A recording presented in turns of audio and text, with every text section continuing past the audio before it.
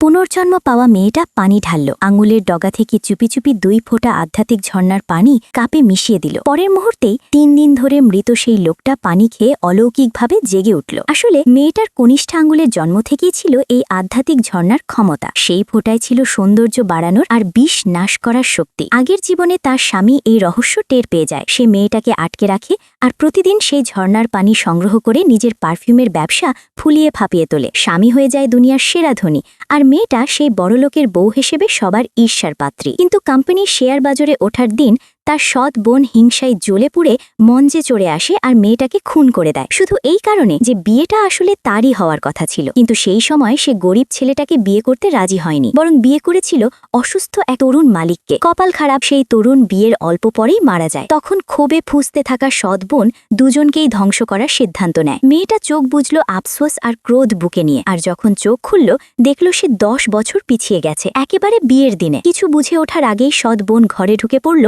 আর চিচিয়ে দাবি করল বর বদলাতে হবে। এটা শুনেই মেয়েটা বুঝে গেল সৎ বোনেরও পুনর্জন্ম হয়েছে, তাই সে এক মুহূর্ত না ভেবেই রাজি হয়ে গেল বিয়ে বদলে নিতে। এই মুহূর্তে সৎ বোন মনে মনে নিজেকে সেই বড়লোকের বউ ভাবতে শুরু করল, কিন্তু সে জানত না সেই বড়লোকের সব সম্পদের উৎস ছিল মেয়েটার আঙুলের ঝর্ণা। একটু পরেই 2 পরিবার বউ নিতে এলো। মেয়েটা চড়ে বসল অসুস্থ সেই তরুণ মালিকের বিলাসবহুল গাড়িতে, আর আগের স্বামী গিয়ে তুলে নিল সৎ বোনকে। সৎ বোন ভাবল সে একদম সঠিক সিদ্ধান্তই নিয়েছে, কিন্তু সে জানত না তার কঠিন দিনগুলো এই মাত্র শুরু হলো। মেয়েটা যখন সেই অসুস্থ তরুণের বাড়িতে পৌঁছালো, অবাক হয়ে দেখল তরুণ মালিক নিজেই টলতলে টলতলে বাইরে বেরিয়ে এলো। সে বলল বিয়ে ছেড়ে দিতে, কারণ সে জানে তার সময় শেষ হয়ে আসছে। মেয়েটাকে আটকে রাখতে চায় না। কথা বলতে বলতেই হঠাৎ সে মাটিতে পড়ে গেল। মেহমানরা আতকে উঠল, কিন্তু মেয়েটা রইল শান্ত। পানি ঢালার ভান করে সে চুপি চুপি 2 ফোঁটা ঝর্ণার পানি মিশিয়ে দিল। পানি খেতেই সেই অসুস্থ তরুণ মালিক অলৌকিকভাবে চোখ খুলল, আর তার সব শারীরিক সমস্যা নিমিষে গায়েব হয়ে গেল। সে একদম সুস্থ সবল হয়ে উঠল।